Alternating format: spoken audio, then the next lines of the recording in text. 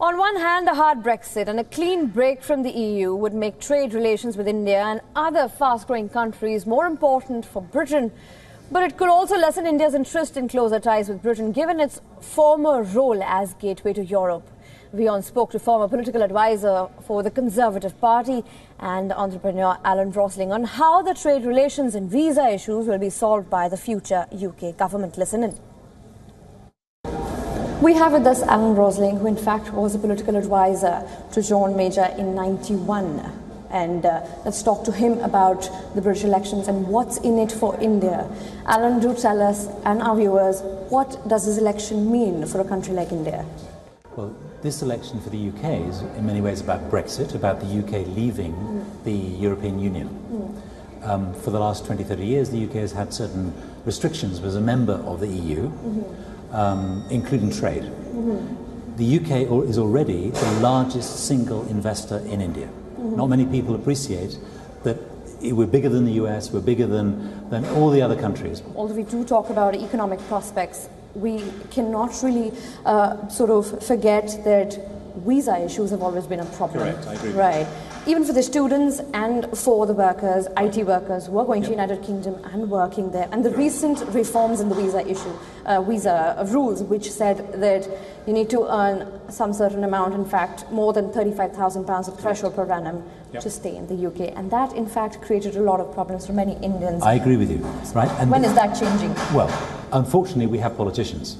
We in business would love this to change. Think of the Indians who come to the UK and done so well.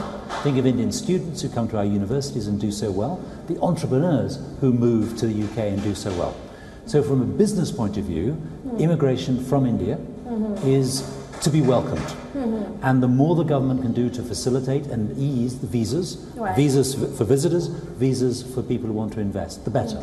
And since you've worked with a Conservative government under John Major, in fact, his political advisor, let me reinstate that, in fact.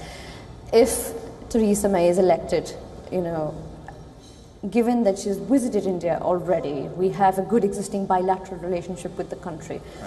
What if Jeremy Corbyn is elected? How are things going to be different comparing both the leaders, whoever is elected for India? Well, I don't think Jeremy Corbyn will be elected, but tomorrow I may be surprised by that, of course, because we've had political upsets in the UK, in the US, in the last year. I think Theresa May understands that a business relationship with India is of the highest importance. Right. I do think she's struggling to get to understand the immigration issue and the visa issue that you raised. Her mindset is still as the Home Secretary, where she's dealing with security issues and people who overstay. Right? So we do have a problem with people coming in as tourists and then they stay. And migrants. And migrants, right? But that has nothing to do with proper students who come to a British university to get a degree, or somebody who wants to move to the UK to be an entrepreneur.